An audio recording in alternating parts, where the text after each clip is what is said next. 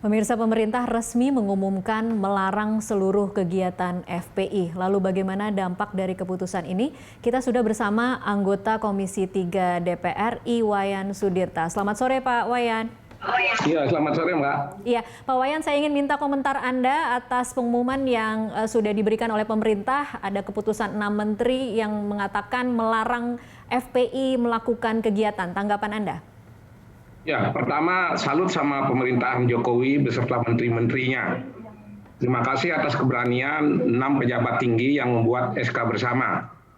Walaupun sesungguhnya bagi kebanyakan orang termasuk saya, ini sesuatu yang agak terlambat. Ya. Untung tidak terlambat sama sekali, agak terlambat. Kalau terlambat sama sekali, kita bisa menyaksikan dan ketika kita diskusi di Lemhanas, jangan-jangan kalau kita lengah, NKRI Pancasila itu bisa tinggal nama. Contohnya bagaimana kejadian di Afghanistan, di Libya, di Suriah, dan di beberapa negara lain. Tapi sekali lagi, bagaimana pemerintah sudah melakukan keputusan yang tegas, saya pikir tidak boleh berhenti sampai di sini. Oke, apa selanjutnya harusnya Pak Wayan? Ya, kita tidak boleh berhenti sampai di sini.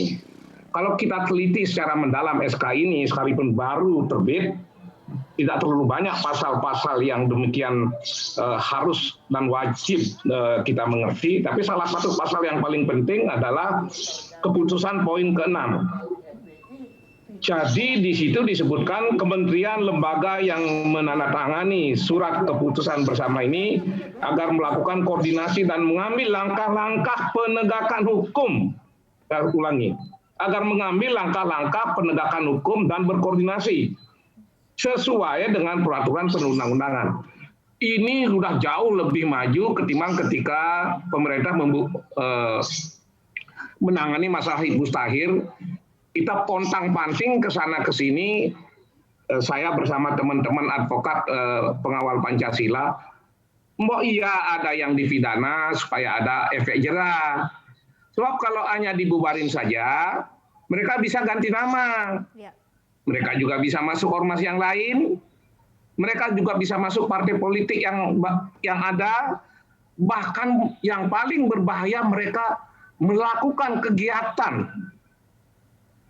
Berbagai kegiatan yang merorong Pancasila dan NKRI, tapi tanpa nama, sehingga susah sekali dideteksi. Itu yang sudah kita...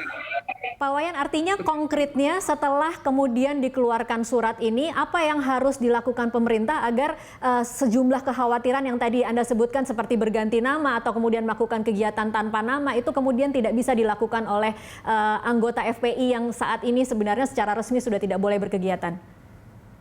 Ya, mungkin buat sementara undang-undang keormasan ini sudah memadai.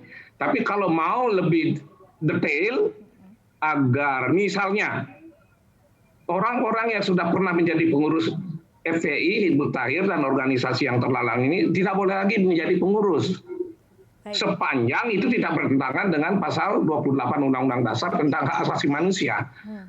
Jika sudah tidak bertentangan, larang saja mereka. Karena pidananya kan sudah. Sekarang tinggal larang agar orang-orang tersebut tidak melakukan kegiatan menjadi pengurus. Itu bisa dilakukan ya Pak Wayan? Itu bisa dilakukan, nama-nama orang yang menjadi pengurus FPI saat ini bisa kemudian dicegah untuk membuat organisasi baru misalnya? Sepanjang tidak melanggar Undang-Undang Dasar pasal 28 tentang hak asasi bisa dilakukan. Kalau tidak, usaha kita akan menjadi sia-sia. Itu satu. Ada lagi poin kelima yang bagus. Masyarakat sekarang dilarang terlibat dalam kegiatan FPI, penggunaan atribut, dan akan dihentikan ketika ada kegiatan seperti itu. Itu masyarakat sudah dilarang. Hati-hati, jika masyarakat masih juga melanggar larangan butir kelima dari putusan ini, mereka beresiko berhadapan dengan aparat penegak hukum. Kewajiban lainnya, masyarakat wajib, nah ini bagus ini, wajib melaporkan kepada aparat penegak hukum dan pihak yang berwajib Tentang apa? Tentang segala pelanggaran, segala kegiatan yang dilarang oleh SK ini. Ini kemajuannya luar biasa ketimbang kami waktu berkutat meyakinkan pemerintah sebagai pengacara Menteri Hukum dan HAM saya waktu itu setengah mati saya ingin setelah Hizbut Tahrir itu bahasa awamnya dibubarkan, tidak ada lagi pengulangan oleh ormas lain. Tapi karena pada waktu itu pemerintah masih mampunya seperti itu, ya kita syukuri. Nah sekarang apa yang kita harapkan sudah 90% ini di angan-angan dan di pikiran saya di dalam kajian kita sudah terpenuhi. Tinggal bagaimana sekarang menghukum pengurus-pengurus yang melanggar hukum secara pidana. Kedua, menghukum mereka untuk tidak lagi menjadi pengurus ormas, bahkan kalau perlu asal tidak melanggar pasal 28, saya berulang-ulang saya katakan, berikan larangan-larangan secukupnya. Baik. Kalau nggak bisa selamanya dan tidak seumur hidup, berikan waktu seberapa tahun mereka tidak boleh melakukan kegiatan. Pak Wayan, artinya memang kemudian yang kita tunggu adalah bagaimana praktek di lapangan kemudian dengan bermodalkan surat yang sudah dikeluarkan oleh pemerintah saat ini, aparat kemudian bisa melakukan penindakan yang lebih tegas lagi daripada yang kita saksikan selama 1 tahun terakhir ini. Begitu ya Pak Wayan? Ya, dan sekarang kita tidak saja menunggu, kita akan mengawasi aparat. Komisi 3 di mana saya salah seorang anggotanya, akan mengawasi banget.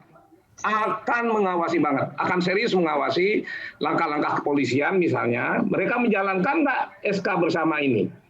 Kalau ada masyarakat merasa ketertibannya terganggu, seperti di dalam butir kedua itu, ketentraman masyarakat terganggu, ketertiban terganggu, ada yang bertentangan dengan hukum, sigap nggak?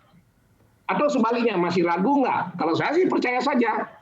Baik. Semangat sekarang ini ketika mulai kemarin suasana baru, kita sudah bilang ini momentum bagaimana kelompok-kelompok radikal yang bertentangan dengan hukum harus ditindak.